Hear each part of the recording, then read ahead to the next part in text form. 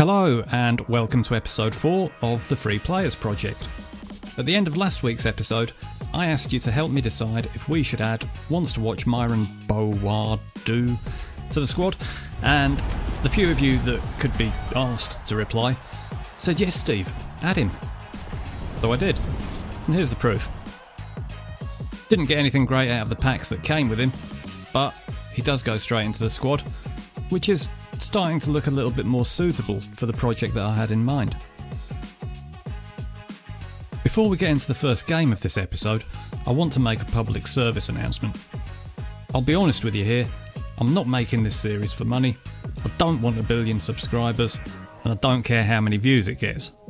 But if you don't watch this week's episode to the end, you'll kick yourself. No spoilers, but trust me, the ending is more unbelievable than a Prince Andrew alibi. Here's how the first opponent's team looked before the game, and here it is in the game. 9 men behind the ball. Constantly. Oh, what fun FIFA can sometimes be.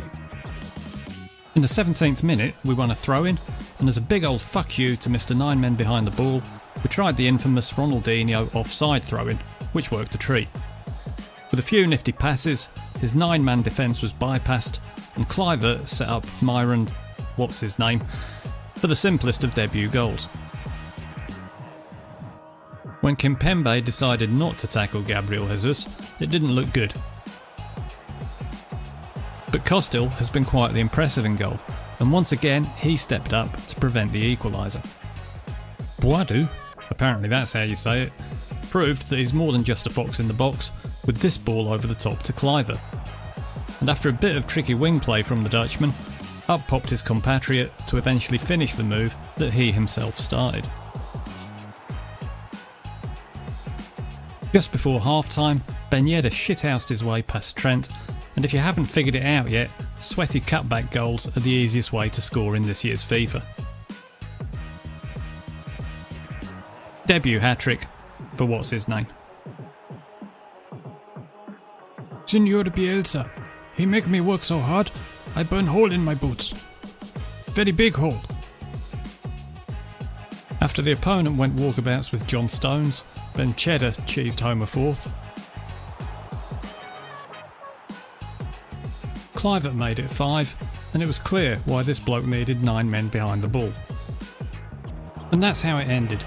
An impressive debut performance from Bowadou, not only securing our 100% record, but also a promotion to the dizzying heights of Division 8. In Game 2, we faced Denzel Washington. Yep, and he soon threw in the towel after Bowadou continued his hot streak with this crafty little chip.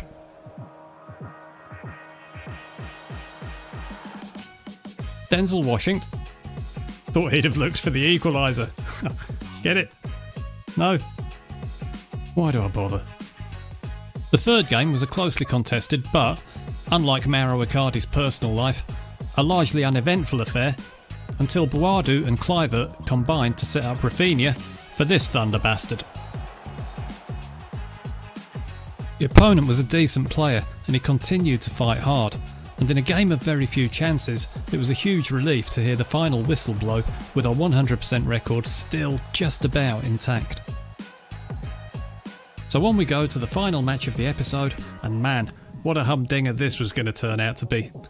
The pressure was definitely on as we went into the game.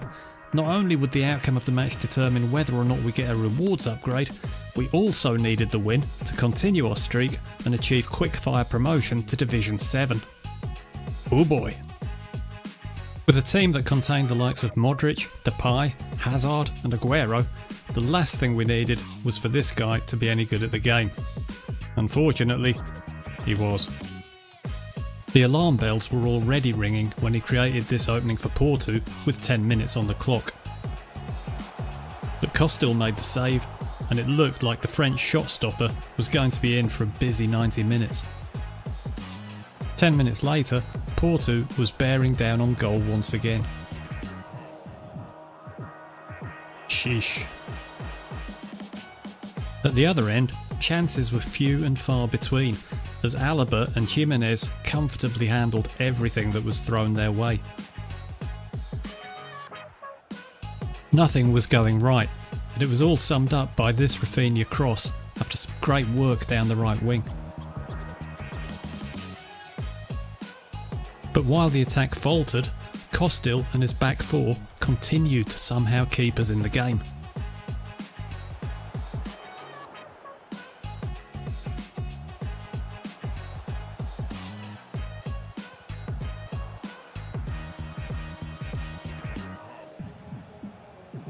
With less than 15 minutes remaining, we'd barely managed to create anything at all. So in desperation, we turned to the bench and introduced Carrasco, Talisca, and even the woeful Timo Werner, who replaced the man that had relegated him from the first team earlier in the week. But even with fresh legs on the field, we just couldn't create a clear-cut opening.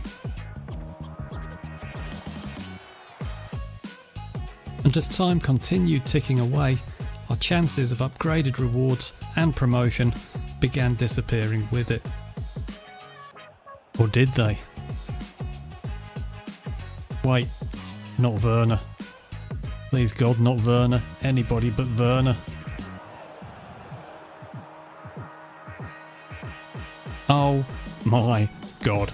Did that actually just happen? Yep, I'm happy to say that isn't clever editing. Timo fucking Werner just secured us not only promotion, but also bloody good rewards in division rivals.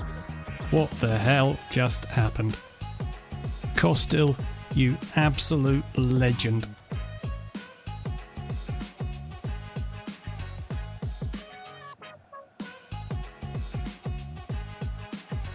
Classic Werner. Take a touch, put it on your wrong foot. Maybe that's where I've been going wrong.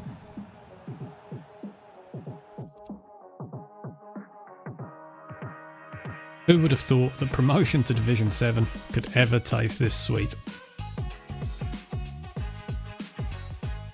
Bye.